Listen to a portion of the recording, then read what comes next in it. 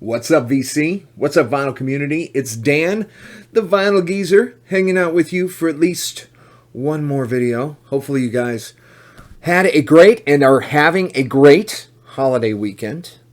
As this video, we're just going to talk about some stuff that's in rotation. So yeah, we're just talking about some records that I've been listening to lately. This was just kind of an off-the-cuff video idea for today. I hadn't thought one out. I'd been in, well, my gosh, man, this week. So, yeah, I've been in workshops all week and just doing all kinds of stuff. So, I was just really busy, but I did listen to a bunch of records, and all these records were involved. And I'm telling you, you guys, you know how my collection is all over the place. This stack that I'm about to go through with you guys, it's insanely all over the place. So, you guys go ahead, pause the video, grab a cup of coffee, hang out with me. Let's discuss some records. I'm going to talk to you guys about some kind of awesome records that you should be listening to, or at least streaming, or hitting up on YouTube, or whatever your favorite streaming service is. So anyway, no further ado, let's get these records going. All right, number one, a new video was released by The Cult. And you guys know, The Cult is one of my favorite bands of all time. They're in my top 5, easy. They have a new video for Vendetta X. So I busted out their latest record. It's called Under the Midnight Sun. This came out last October, I want to say. Phenomenal stuff. If you haven't listened to the tracks, Vendetta X and Give Me Mercy would probably be a good place to start on this record. I bought this, and this is like probably a 200 gram record. I mean, this thing just, you get kind of used to that 180 gram. This thing feels thick and quite heavy, but it does sound really good. It's a little bass heavy, but I do enjoy the artwork for Under the Midnight Sun by The Cult. I do really enjoy the artwork. There's kind of some minimalistic stuff going on here. Just great. Always, The Cult always have great, designs and artistic vision go into their records. So, Under the Midnight Sun, The Cult, highly recommended. At least check out the videos for Give Me Mercy and the new video, Vendetta X, which is very cool. Very cool video. So, yeah, I was listening to that. So, this thing popped up. It was, I'm in some Gen X meme groups. I'm a Gen Xer, and I'm in some Gen X meme groups on Facebook. I really don't get on Facebook that much, except for to, sell things. Like, if I'm selling a guitar, or a piece of guitar equipment, or a record or whatever. I don't get on there very often, but when I was thumbing through and I saw this meme and it was a picture of Metallica. And it said, I'm going to tell my kids this was Metallica. Well, it was Metallica circa 1983, 84, 85, with all the original members of Metallica. And, no offense to you guys, Dave Mustaine was not in the picture, okay? But, Kirk Hammett, James Hetfield, Lars Ulrich, and Cliff Burton. And so I was like, heck yeah, man, let's do some Kill 'Em All, son. So I popped out Kill 'Em All. I don't listen to this one too often because this is probably the most purchased album in my collection. Now, there's a couple of versions that I do not have. I do not have the Walmart Jump in the Fire red version. I'm going to get that at some point. I do have the newest blackened reissue of this. But this one was kind of a special one that I found a few years ago before records went absolutely insane. This is the 1988 club pressing, released on Elektra Records. And it's got Blitzkrieg by Blitzkrieg and Am I Evil? Both Diamond Head covers. And I showed you guys Creeping Death last week. And so this is kind of, it's got those Creeping Death tunes on here. Amazing sounding for Kill 'Em All. This has been called the best possible version of this record. I don't know. I do know it sounds pretty impressive. 5 months later. Anyway, news that one of my favorite artists is fully retired. This came down, I want to say, the last week, 2 weeks ago maybe. And that's Phil Collins. Guys, I love Phil Collins. I know we're going from like the cult Metallica, who actually went on tour, I want to say, in, was that 98? Or 88? I think they went maybe 88, 89, cult Metallica. They did a few shows together. So we're going straight to Phil Collins, Genesis, and their 1983 album, I believe. Yeah, 1983 Genesis self-titled record. I call it Shapes. A lot of people call it Shapes. This is great stuff. Mama, That's All, Illegal Alien. My gosh, my favorite song, Home by the Sea, and Home by the Sea Part 2.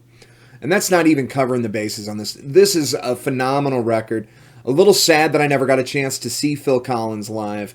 But guys, I was not going to give $400 for a ticket to go see this latest Genesis tour. I wasn't going to do it. So I'd have to drive to Chicago and pay $400 a ticket. I don't think so. It's not going to happen. Unfortunately, that pretty much nullified my chances of ever seeing Phil Collins, but there is plenty, and I mean plenty, of footage out there on YouTube. So yeah, this is a really great album. It's a really great Genesis record. Genesis, 1983, self-titled, aka Shapes to me.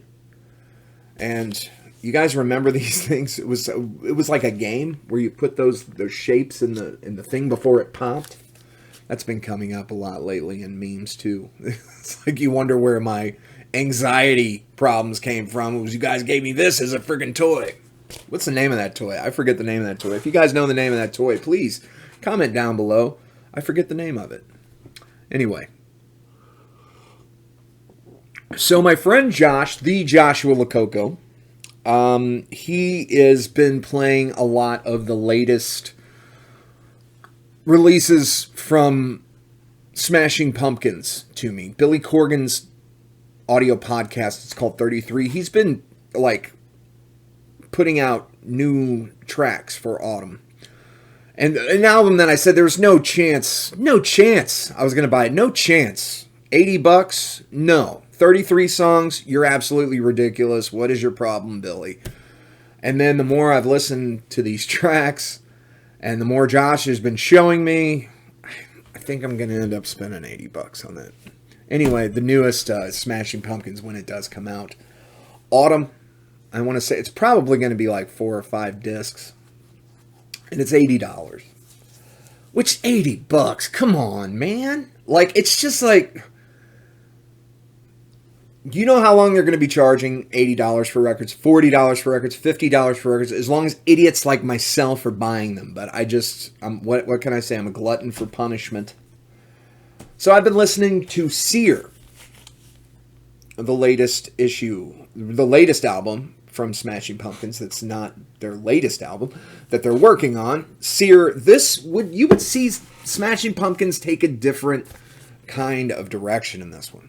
At least I thought so. It was more reminiscent of like maybe stuff off of Adore, but also just dark wave. Kind of had some pop sounds in here, electronic, synthy. Very cool record.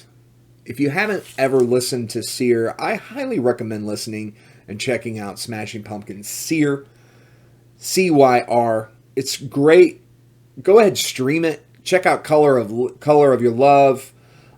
Check out the title track, Sear. There's a track on here called Witch. It's just some great stuff on here. And the song Ramona is awesome. There's also a song on here called Confessions of a Dopamine Addict. It took a while for me to kind of absorb that one. My friend Joshua was like, dude, that song is freaking awesome. And I'm like, yeah, it's all right. You know, it's okay. But the more I listen to it, the more Billy just, like some of the things he says, like some of his lyrics, I'm like, really? and his phrasing, his vocal phrasing, but he really uses his voice kind of as an instrument in this one instead of just like kind of singing, because I think he's getting older. He's having to control his vocals. So yeah, check it out, Smashing Pumpkins, and this is Sear. Very reminiscent to the Shiny and Oh So Bright album cover. But anyway, yeah, check it out, Smashing Pumpkins. So yeah, what else? What else we got going on here?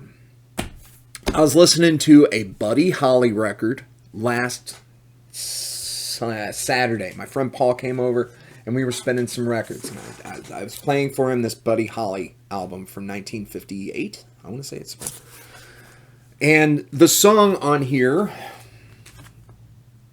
Words of Love, popped up. And I was like, yeah, this is like, this is reminding me of the Beatles. And he's like, actually, Dan, that is a Beatles covered that song. And I'm like, oh yeah. And I think I've got that record. So we ended up putting on Beatles for Sale. Of course. Beatles for Sale. Fantastic record. I got this. This is a Japanese pressing. I don't have too many Japanese pressings of things. This one does not have the obi strip. But it is part of the British Flag series. And I want to say this came out in the 70s. But this really does sound good. I haven't been too overly impressed with Japanese pressings, but maybe I'm just not getting the right ones. I don't know, but this one I bought a couple of years ago. Well, this was back in 2020, right after the pandemic, and it's just kind of gone on the shelf. I haven't listened to it much, but what a great record, and not only that, it's just what a great sounding album. So I have been listening to this a little more this past week and a half. So the Beatles for Sale. That one also in rotation. Let me see here. Would this be a Vinyl Geezer video if I didn't bring up this band? I think so. Probably not. Talk Talk. Yes, Talk Talk. I've been listening to Spirit of Eden. This is the reissue of Spirit of Eden. This isn't the original Parlophone kind of 1990 pressing that I would... Or is it 1988 pressing that I would love to find a copy of, but it's very hard to find this in Laughing Stock. On the originals, this sounds really good to me. Spirit of Eden, if you guys aren't a big fan of Talk Talk or don't know much about Talk Talk, they were considered and are considered in a lot of circles as the first kind of post-rock band. They started out as a complete synth-pop group with their debut album, Life's Party, and then moving on to It's My Life would come out in like 1984, 1985. Phenomenal stuff. And then it just seems like every album just kind of, it's this evolution of Talk Talk as a group. And it would culminate on 1988's Spirit of Eden, which would say goodbye to a lot of those synthy stuff that you would hear kind of on. There was some leftover on Color of Spring. But when you get into this is atmospheric. It's very emotional.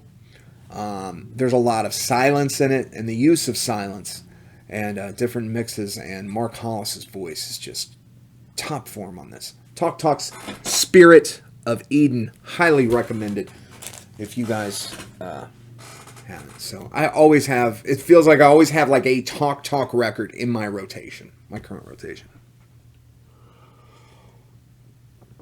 So I don't know where this came from.